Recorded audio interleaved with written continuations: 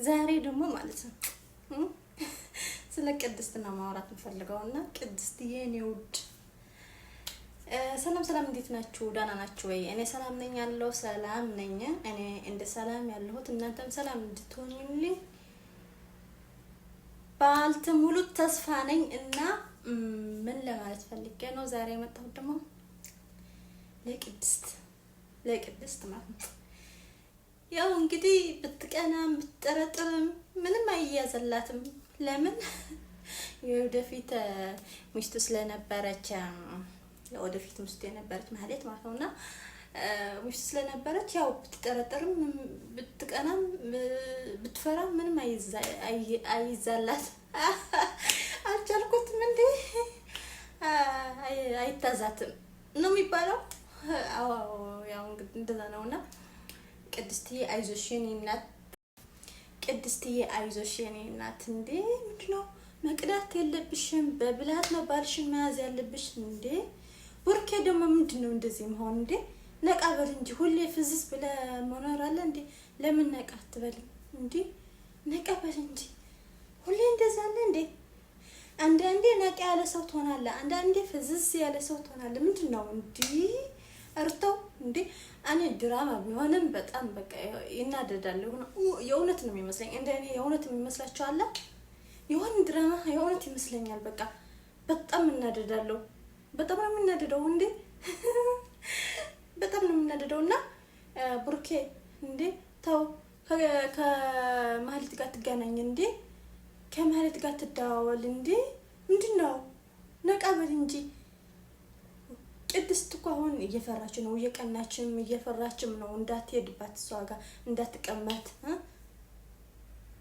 ጥሩ ሰው ከሆነች ምናልባት አይታወቅም እኮ እንዴ፣ አይታወቅም የሚሆነው ነገር እኮ አይታወቅም እንዴ። ስለዛ ትሄዱ እንዴ ማህሌት ጋር ስትጠራህ አትሄድ፣ ስትደውልልህም አትሄድ። እኔ አሁን ማህሌት ራሱ የተቀየረች አይመስለኝም። እውነት ብር የሚሸውዳት ምስሉ ነው እየተሰማኝ ያለው። ይሄ ብር የሚባለው ሰውዬ ብር በጣም ሰው ይሸውዳል። እንዲህ ሰው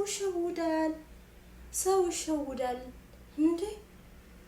ስለዚህ ብር ይሸውዳታል ለማህሌት። እኔ እየጠረጠርኩ ነው፣ እንደዛ እየጠረጠርኩ ነው። እንዲህ ማህሌትም እንደዛ አታርጋ፣ አይገባሽም እንደ ራስሽን ያሳለፍሽው ራስሽን ስትቀኝ ምንም ለማህሌት ስትፈክርላት፣ ለቅድስት ስትፈክርላት አልነበርሽም እንዴ? ምንሽ ነው እንዴ? አጣቃጡልኝ። እኔ ድራማ በሆነም እውነት መስሎ እየተሰማኝ ነው። የእውነትሽም እንጃ እኔ ማህሌት የእውነት የምትቀየር አይመስለኝም። ወይኔ የብሩክ ፍቅር እንደገና የሚመለስባት ነው የሚመስለኝ። እና ውዶቼ በጣም ነው የምወዳቸው። አዳዲስ የሆናችሁ ሰብስክራይብ አድርጉ። አዳዲስ የሆናችሁ ሰዎች ሰብስክራይብ አድርጉ። ወዳችኋለሁ።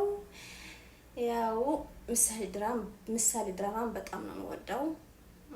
ድራማው ወደዋለሁ እና ብዙ ነገር ያስተምርሃል። ያው እንግዲህ እዚች ዓለም ላይ ብዙ ነገር ነው የሚሰራው እና እሱ ራሱ ነው የሚታየው፣ ግን ያ ብዙ ነገር ያስተምርሃል። ምሳሌ ደግሞ የኔ እናት በጣም ነው የምወድሽ የኔ ውድ። እውነት የሆነት ነው የሚመስለኝ። እውነት ያው እናት ያጣ በልጅነት ነው የማውቀው። የኔ ራሴ ነው እያስታወስኩት ያለሁት። የምሳሌ በተለይ እናቴ አምጡልኝ የእውነተኛ እናቴ፣ ትክክለኛ እናቴ ነው የምፈልገው ስትል በጣም ነው ያለቀስኩት። እውነት በጣም ነው ያለቀስኩት። እና የቀመሰው ሰው ነው የማውቀው ስቃዩ አዘኑ ያንን እናት ማደግ ምናምንና እዛ ድራማ ላይ ያው ለኔ ብዙ ነገር ያስታውሰኛል።